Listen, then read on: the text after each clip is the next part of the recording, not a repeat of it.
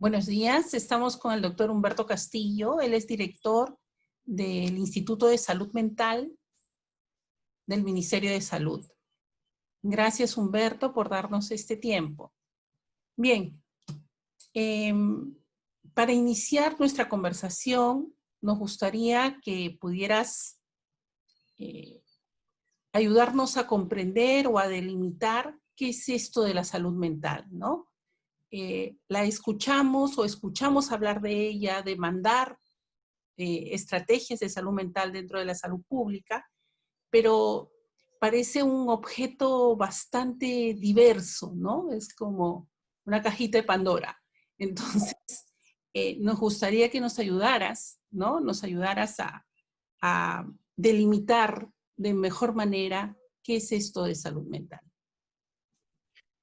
Sí, de hecho, salud mental es un término polisémico, digamos, ¿no? Que tiene como múltiples significados, que ese significado se va construyendo día a día en cada sociedad, en cada grupo, ¿no? Y tiene que ver con el hecho de que vamos asociando algunos temas a este concepto salud mental, que tendría que ver incluso con algunos imaginarios, con algunas fantasías, inclusive, ¿no?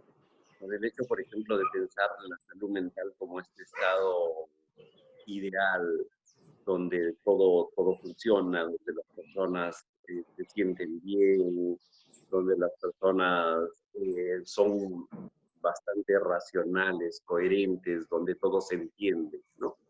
Entonces, el tema de salud mental aparece cuando hay algunos quiebres en este aspecto, cuando hay algún quiebre sobre todo en la coherencia, en lo esperable del comportamiento humano.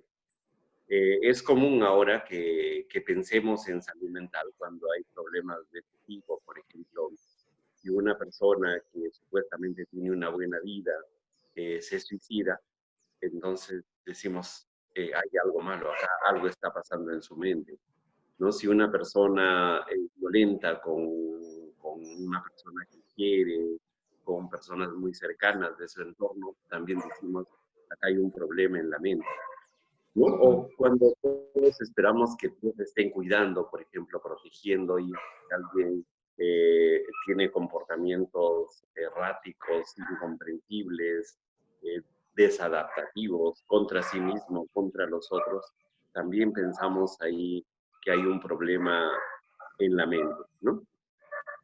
Entonces, eso hace que, digamos, en cada circunstancia, pensemos situaciones que la vamos poniendo como situaciones o temas de salud mental o problemas de salud mental.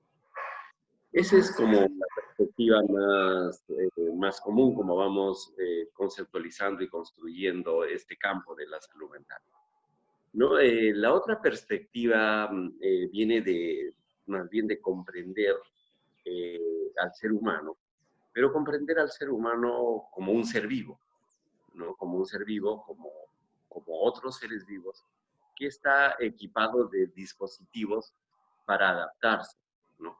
En esta perspectiva, digamos, la mente aparece como un dispositivo que permite representar la realidad, reflejar una realidad, y también en este reflejar la realidad aparecen una serie de dispositivos en la mente, tipo emociones, pensamientos, que van a mediar conductas para poder vivir, para poder adaptarnos. Evidentemente, lo que cada uno ve en la realidad o construye en la realidad es diferente según las especies. Algunas especies van a ver unos colores, por ejemplo, otros ven otros colores, ¿no? Dependiendo de si necesitan para vivir. Unas especies van a ver una velocidad y otras ven otra velocidad, a otro ritmo. Un conocimiento muy común que todos sabemos, por ejemplo, es el hecho de que el ojo humano puede representar y retener una imagen por una décima de segundo. Y eso hace que, por ejemplo, cuando vemos una película que es una secuencia de fotos, la vemos en continuidad. Eso implica que la percepción que tenemos de la realidad es un procesamiento que hacemos.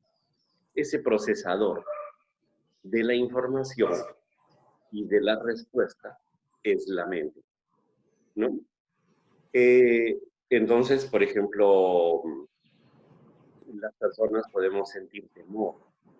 El sentir temor tiene que ver con que se activó alguna amenaza, aparece alguna amenaza en el entorno, y eso lo vivimos con temor, y el temor nos lleva, por ejemplo, a protegernos o a huir del peligro. Ujú, Es así que funciona la mente, ¿no? Como un dispositivo, entonces, que representa la realidad y nos permite operar con conductas en ella. Es un procesador de las conductas. Y ese procesador de las conductas, ese procesador de información, ¿no? A veces funciona adaptativamente, como las personas, como los demás esperamos, o adaptativamente en el sentido de que permite que podamos seguir viviendo, no como individuos o como especie, o a veces su funcionamiento se altera, se fractura. Y entonces por ahí vamos hablando ya en la lógica de salud y enfermedad mental, ¿no?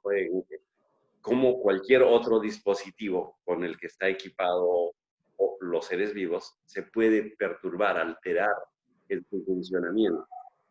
Y eso entonces lo vamos leyendo en el lado patológico. Y cuando funciona fluidamente, adecuadamente, ¿no? Lo vamos leyendo como en el lado normal o de la salud. Entonces, de esa forma vamos construyendo este espectro de salud, enfermedad mental. ujú, ujú. Ahora, en este abordaje que nos mencionas y que tiene pues un componente biológico bastante importante, digamos, ¿cómo es que ingresa, qué rol tiene la sociedad, lo aprendido, lo cultural? ¿Cómo hacemos este match entre biología y cultura? Yo diría que acá hay una relación en dos niveles, ¿no? Una en el lado más aparente y otra en el lado un poco más esencial o profundo de las cosas, ¿no? En el lado aparente, no se podría decir que socialmente vamos teniendo como preocupaciones sociales, como intereses sociales. Intereses sociales que a veces se van haciendo tan denso que se convierten en intereses de Estado, inclusive en políticas de Estado. Entonces, estas preocupaciones sociales son preocupaciones sobre el comportamiento de los otros, sobre cómo Ujú, están actuando los otros, cómo están usando su cuerpo, su vida, su energía, y por lo tanto se convierten en objetos de preocupación y de regulación. Entonces ahí claramente hay una determinación política, social de la salud mental. Tal es así, por ejemplo, que en alguna época la sociedad estaba muy preocupada por la locura, ¿no? Por las personas que perdían el control de sí mismas. Y entonces, esta preocupación social se tradujo en una política. Y la política era principalmente recluir a las personas en algunos espacios, no tipo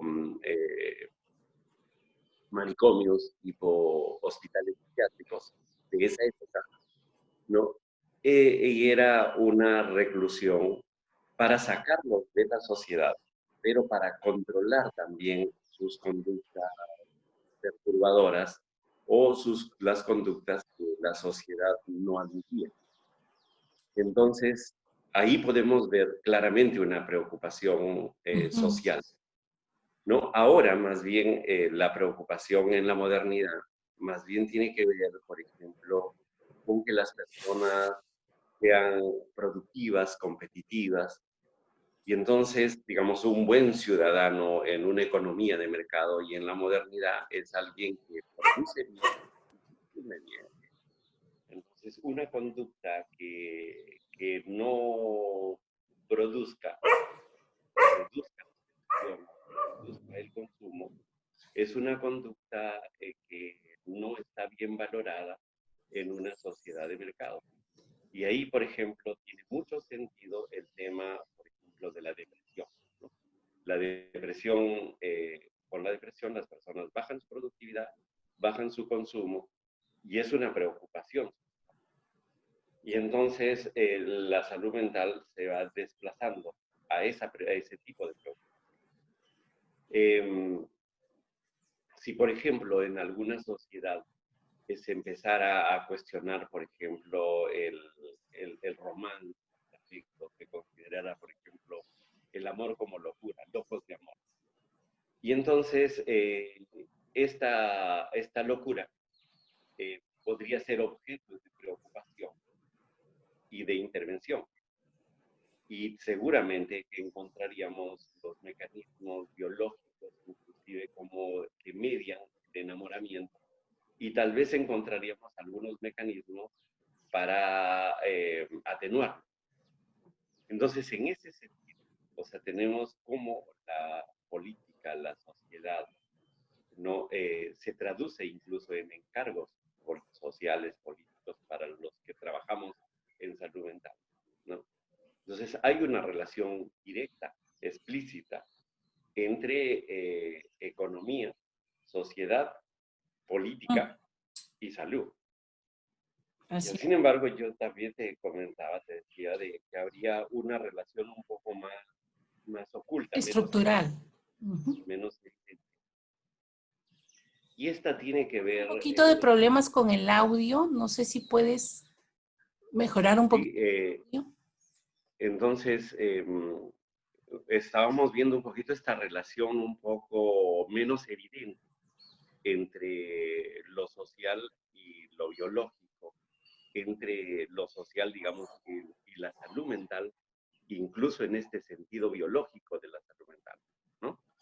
Y ahí es importante comprender, digamos, la propia esencia del ser humano, del ser vivo, ser humano, ¿no? En el sentido de que como especie, los seres humanos, o sea, tenemos una estrategia adaptativa que tiene que ver con la interacción social. O sea, uno de los elementos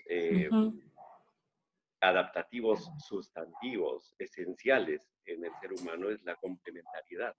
Por ejemplo, si uno ve otras especies, ¿no? Las especies incluso más evolucionadas, si uno ve su organización social, de hecho hay una organización social y hay una división de roles. Entonces, por ejemplo,